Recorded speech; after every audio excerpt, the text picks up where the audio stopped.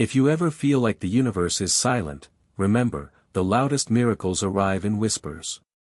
Now listen closely, because what I'm about to tell you happened on a night when a father who had lost almost everything, opened his door to two strangers who weren't supposed to be there.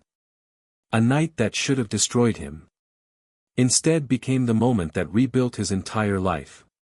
If you're a parent listening right now, you're not failing. You're exhausted, yes. You're overwhelmed, yes. But failing? No. You are fighting battles no one sees. And this story, this one night, will remind you why your kindness still matters. Let's begin. Dylan Brooks wasn't a bad father. Life had just hit him harder than most. A year earlier, he owned a small construction business, a tidy apartment, and a future he wasn't afraid of. Now, unpaid bills stacked like unspoken accusations on his kitchen table. Half the cabinets were empty. And the worst part, he barely saw his 8-year-old son, Mason, anymore.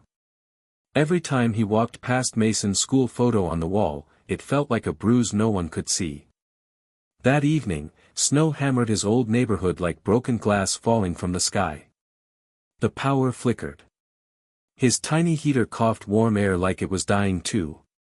Dylan sat alone at the kitchen counter, rubbing his thumb across a shut-off notice. Not tonight, he whispered to himself. But life never needed his permission. 3 hard knocks shattered the silence. Dylan froze. Nobody ever visited him. His phone barely rang anymore. What could anyone want in the middle of a snowstorm? He opened the door just enough to peek through. And his breath fogged in disbelief. 2 girls stood on his porch. Twins. Maybe 14, maybe 15. Both soaked to the bone, shivering, dressed in expensive coats that didn't match the neighborhood. Behind them, the storm howled like it wanted to swallow them whole. The taller one spoke first. "Sir, our car skidded off the road. We can't reach our father.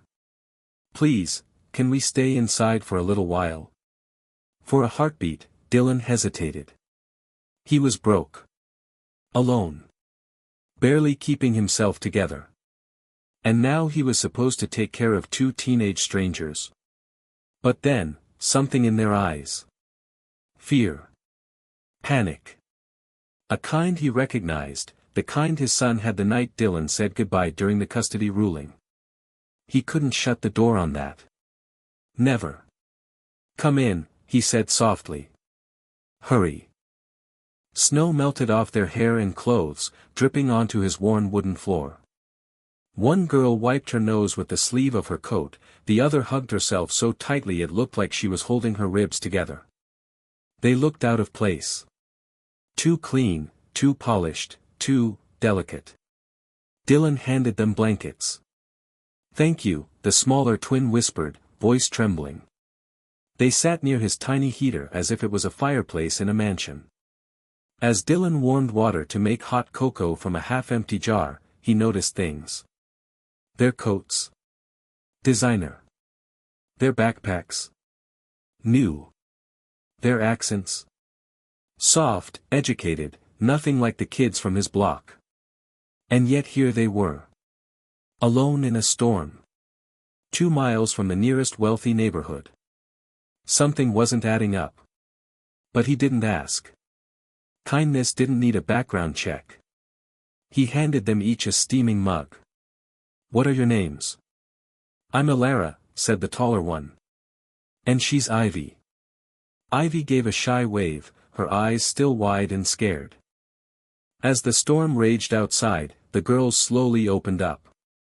Their driver had dropped them off earlier at a nearby store. They were supposed to meet their father after a meeting. But he never showed. Their phone battery died. The roads were impossible.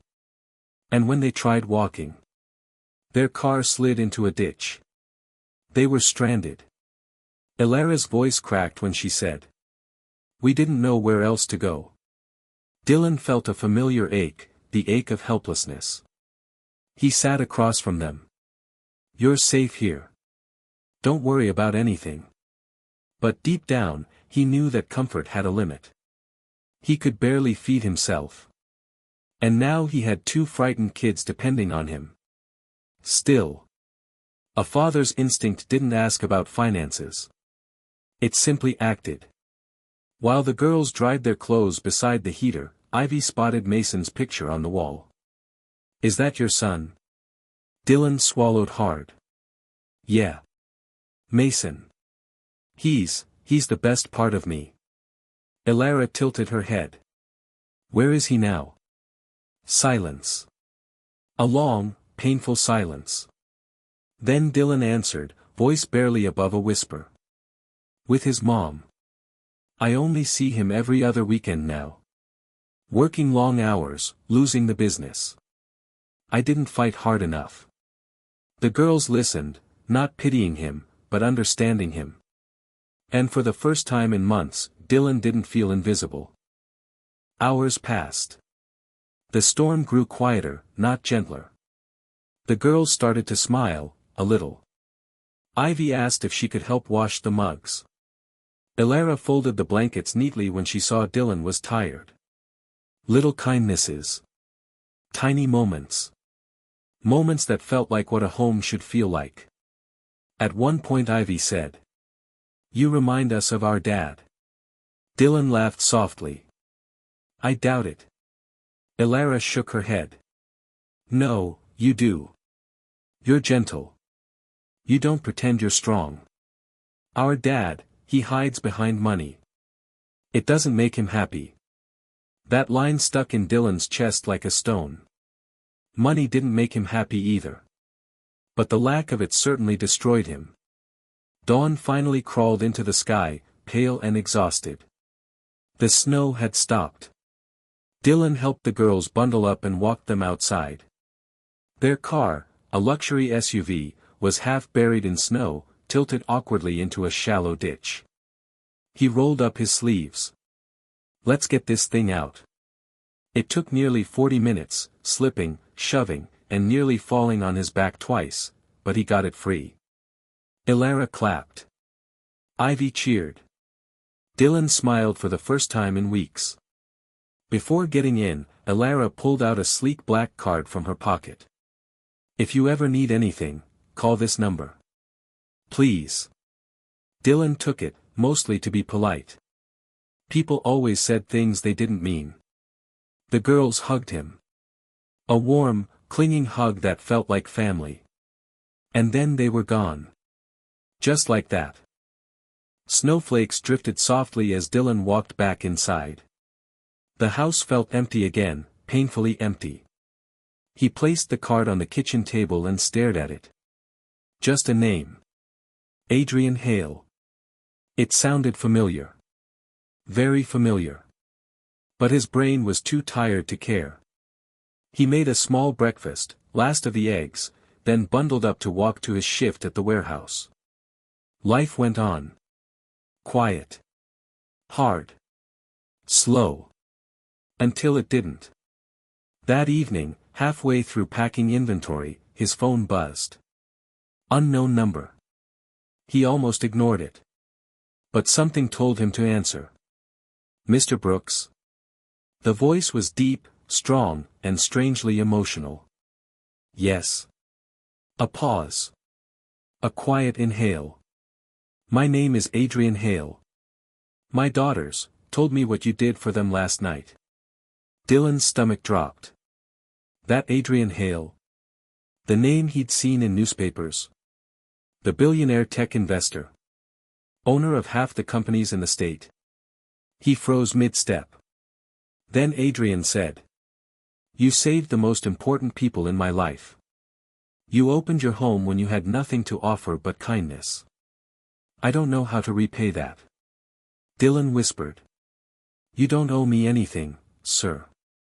I just did what anyone would." "No," Adrian cut in, voice firm. "Not anyone. Most would have turned them away." Another pause. Then. "I'd like to meet you. Tomorrow. 10 a.m. My driver will pick you up." Dylan couldn't breathe. Why, what do you want from me? Adrian's answer was soft. To give you something you lost, and something no father should live without. What Adrian meant. And what he gave Dylan the next morning. Would shake his world in ways he never imagined. A job. A home. A chance to rebuild. A path to win back his son. A future. But that is another chapter. Tonight's story ends with a truth we too often forget. Sometimes the miracle isn't the person you save. It's the person you become because you chose to save them. This is Souls Connecting Tales. And this was the night a father's kindness saved more than 2 girls. It saved him too. If this story touched your heart, don't leave silently. Subscribe to Souls Connecting Tales and stay with us for more moments that remind us what it means to be human. Leave a comment and share your thoughts. Your words might comfort someone who needs them more than you know. And if you felt even a spark of hope today, give this video a like, because sometimes a small act of support can change everything.